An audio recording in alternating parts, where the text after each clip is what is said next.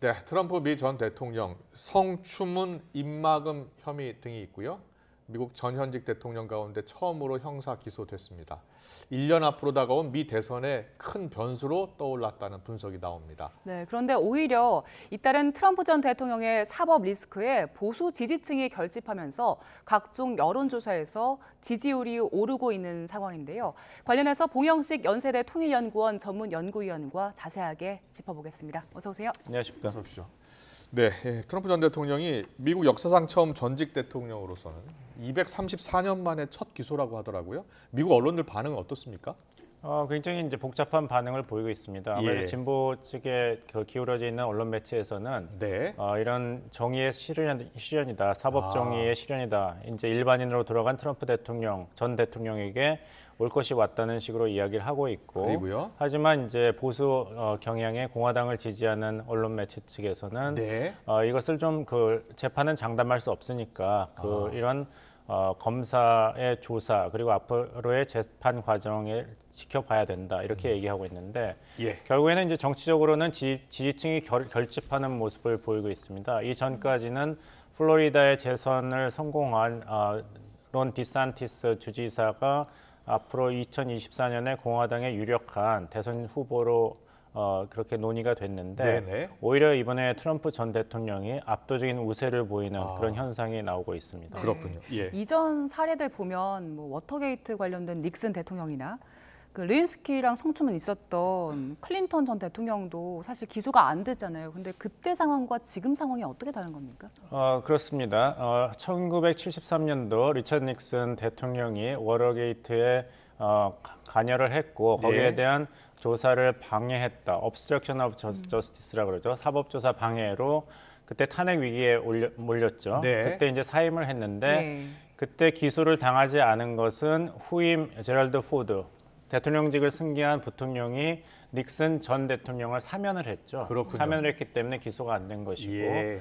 빌 클린턴 대통령이 이제 모니카 루이스기와의 성추문은 당시 그 탄핵을 소추를 당했습니다. 네. 근데 상원에서 아슬아슬한 표차로 탄핵을 당하지 않았기 때문에 그렇군요. 일사부재리 원칙을 아시죠? 그렇게 다시 또 할 수는 없기 때문에 기소되지 않은 경우고 여기서 중요한 거는 트럼프 대통령이 지금 예. 개인 범죄로 기소가 되는 겁니다. 네. 만약에 대통령 재직 시에 대통령 권한을 남용해서 헌법을 유린했다면은 수정헌법 제25조가 발동을 해서 탄핵이 되고 기소가 되겠지만 예. 그거랑은 다른 죄목입니다. 그렇기 때문에 탄핵과 연결되는 것은 아닙니다. 알겠습니다. 자, 재판의 첫 일정이 이제 시작이 될 텐데요. 그래서 뉴욕에 도착을 했고요. 지문 채취도 하고 머그샷 촬영도 한다면서요. 네, 그렇습니다. 예. 트럼프 대통령의 가장 큰 정치적 자산은 아무래도 지명도죠. 그러니까 이제 그런 얘기가 있지 않습니까? 트럼프 대통령은 그런 도덕성을 유권자들이 그렇게 기대하지 않는다. 트럼프 네. 대통령은 사업도 오래 했고 하기 때문에 예. 얼룩말이라는 얘기를 하지 않습니까? 얼룩말에는 검은줄이 많기 때문에 추문이 몇 개 더 난다 그래서 예. 얼룩말 무늬가 더 보이지 않고 이런 거 아니다. 지지자들이 그렇게 얘기합니까? 그렇습니다. 예. 차라리 저쪽 민주당의 그런 특히 힐러리 클린턴 대선 예. 후보 경쟁자 같은 경우는 너무 위선적이다. 엘리트고 자기네들끼리 권력 카르텔 안에서 서로를 도와주니까 그런 것이 드러나지 않았을 뿐이지 굉장히 그렇군요. 위선적인데 오히려 도널드 트럼프는 솔직하다, 네. 인간적이다 그렇기 때문에 그런 이미지가 이번에 또 강조가 된 면이 있습니다. 네. 그렇군요. 예. 트럼프 전 대통령은 오히려 이런 상황을 좀 활용하는 것 같기도 한 게 차라리 나를 수갑을 채워서 데려가라 이런 얘기를 그걸 원하고 하더라고요. 있겠죠. 예. 예. 근데 전직 대통령에 대한 예우 같은 건 없습니까? 그러니까 이제 핍박을 받을수록 이런 지지층이 결집하고 인지도가 올라가기 때문에 네. 이런 마냥 사냥이다, 나는 희생자다 예. 이런 그 이미지를 강화시키는 것은 이제 트럼프 대통령이 오히려 즐기지 않을까. 그렇군요. 예. 아프렌티스라는 쇼에서도 그런 것을 굉장히 많이 활용을 했죠. 그래서 네. 오히려 지문 채취도 그렇고 이렇게 하면서 난 희생되고 예. 미국이 지옥으로 가고 있다 이런 얘기를 해서 오히려 알빈 브래그 맨하탄 지방검사 측을 곤란하게 만들고 민주당을 곤란하게 만들 그런 행보를 보일 것으로 예상합니다. 알겠습니다. 어프렌티스라고 이제 쇼였는데 유명한 쇼의 진행자도 그렇습니다. 경험이 있습니다. 진행한 경험이. 그래서 그 말씀 해주신 것 같고요. 트럼프 혐의를 좀 자세히 짚어보겠습니다. 성추문 입막음 혐의라고요. 어떤 혐의입니까? 그러니까 2016년에 그때 그 당시 이제 플레이보이 그 플레이메이트였던 스톰이라는 여자가 예.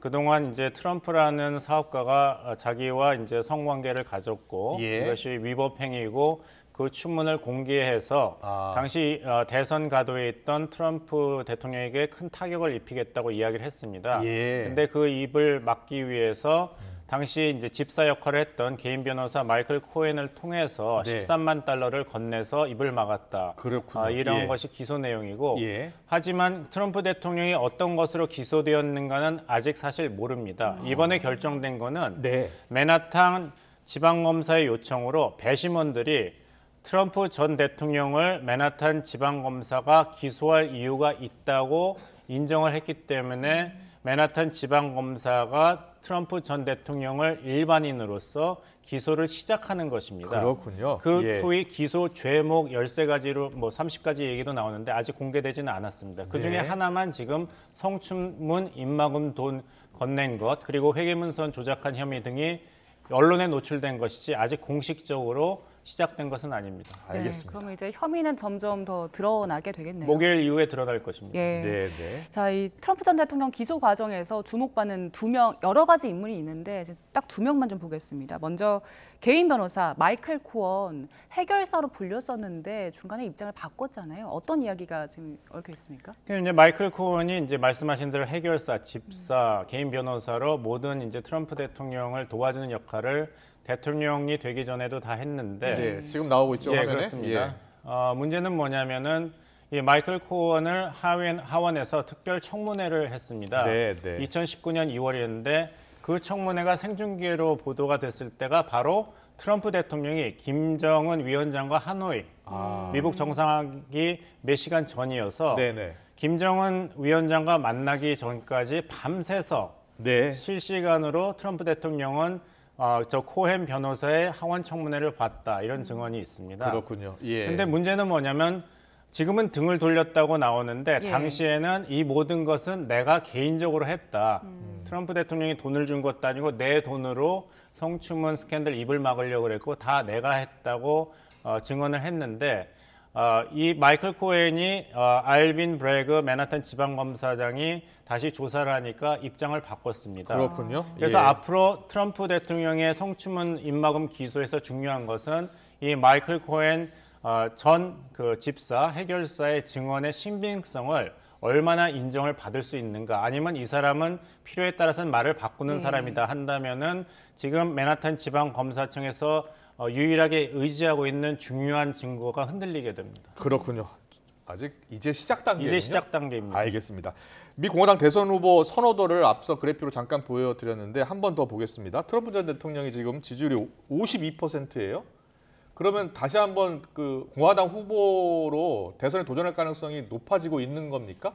근데 본인은 예. 본인의 그런 안전을 위해서도 대통령에 도전을 할 수밖에 없습니다. 네. 뭐냐면은 아까 말씀하신 대로 1973년도에 리처드 닉슨 대통령이 그 워터게이트 스캔들로 탄핵을 당하기 직전에 사임했지 않습니까? 네, 네. 그래서 그 당시에 미국 정부의 법무실에서 의견서를 냈고 2000년도에 또 한 번 법무부에서 의견서를 냈습니다.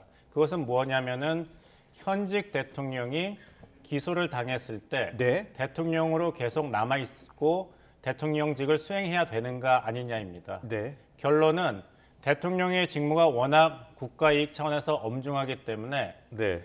대통령은 감옥에 가서는 국정 운영을 못한다입니다. 아. 그러니까 만약에 트럼프가 다시 2024년 대선에 나오고 내년입니다, 내년. 예, 내년에 나오고 승리를 해서 다시 대통령이 되면 예. 유죄 판결이 나오더라도 집행을 하지 않습니다. 셀프 왜냐하면 사면할 가능성이 있다고 하더라고요. 셀프 사면을 해도 되는데 예. 그게 없더라도 형이 집행이 되지 않는 것은 미국의 사법 원칙상은 대통령이 제대로 직무를 수행하게 하는 것이 네. 대통령에 대해서 이런 형사 재판 결과를 수행하는 것보다 훨씬 국가이익으로서는 중대하다는 것입니다. 그렇군요. 그러면 예. 대통령 임기 마치면 그 형 집행합니까? 그럴 수는 있는데 말씀하신 대로 그 전에 사면하겠죠. 셀프 사면을 아, 하겠죠. 네. 아니면 후임자가고 그러면은 후보는 될 수 있느냐? 될 수 있습니다. 아. 왜냐하면 우리나라는 그 공직선거법 뭐 제 264조를 보면은 뭐 그 정치 자금법 위반을 하면은 피선거권이 박탈된다 그렇습니다. 하는데 예. 지금 기소된 항목 중에 과연 트럼프가 정치 자금법을 위반한 거는 아직 나오고 있지 않습니다. 예. 그리고 그럼 형사 재판은 어떻게 되는가? 우리나라 법에서는 금고 이상의 형의 선고를 받고 그 형이 아직 실효되지 아니한 자는 피선거권이 박탈이 되는데 네. 미국은 이런 게 없습니다. 그러니까 이제 트럼프가 미국에서 정치하는 게 더 훨씬 유리한 거죠, 한국보다. 그렇군요. 예. 미국 헌법상으로는 세 가지만 갖추면 누구든지 범죄자도 예. 대통령 후보가 될 수 있습니다. 그 미국 선번 2조인데 35세 이상, 그다음에 미국에 14년 이상 거주한 자, 네. 그리고 미국에서 태어난 미국 시민.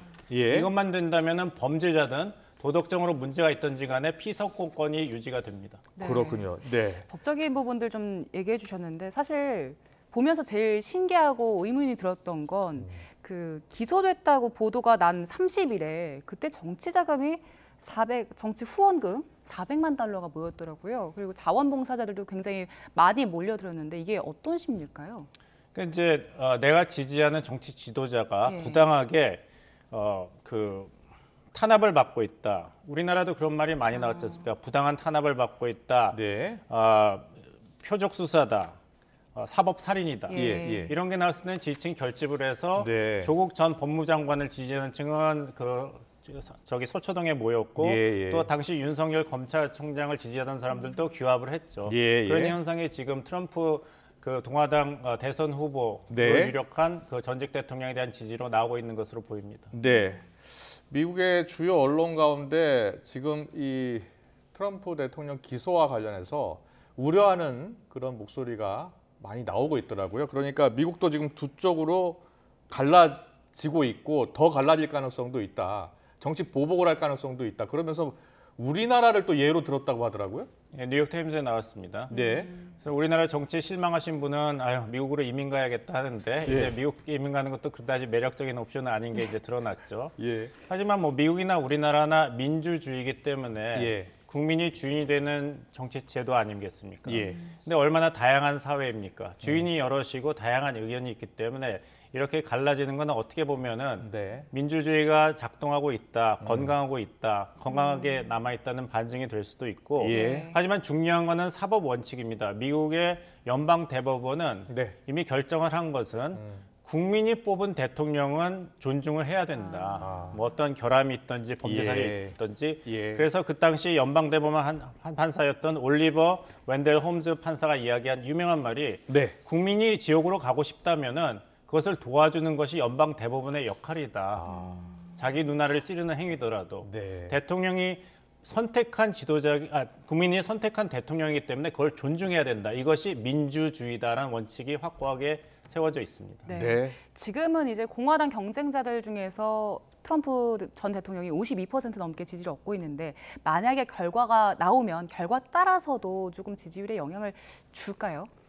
두고 봐야겠죠. 하지만 이미 트럼프 대통령에 대해서 어떤 높은 도덕적인 기준을 가지지 않고 있는 사람들은 네. 이걸 탄압이라도 볼 것이고 예. 그다음에 트럼프를 워낙 싫어하고 도덕적 잣대로 재단했던 분들 같은 경우는 이거 봐라. 지난 4년 동안 정말 미국이 망하지 않은 게 다행이었다는 식으로 반응을 할 것이기 때문에 어떻게 될지 모르겠는데 네. 디산티스 주지사가 조심해야 하고 있지만 하필은 네. 트럼프 대통령이 저택이 플로리다에 있지 않습니까? 예. 그래서 범죄인 인도 요청이 있으면 어떻게 하겠냐 주지사로서 했을 때 안 예. 하겠다 그랬어요. 왜 안 하겠냐 그러니까 하는 것은 미국답지 않다. 아마 애매한 말이죠. 미국답지 않은 행동은 하지 않겠다고 몸을 사리는 기류가 공화당 내에서도 나오고 있습니다. 알겠습니다. 트럼프 전 대통령 기소가 갖고 있는 의미 그리고 향후 정치적인 파장 영향까지 짚어봤습니다. 봉영식 연세대 통일연구원 전문연구위원과 함께했습니다. 잘 들었습니다.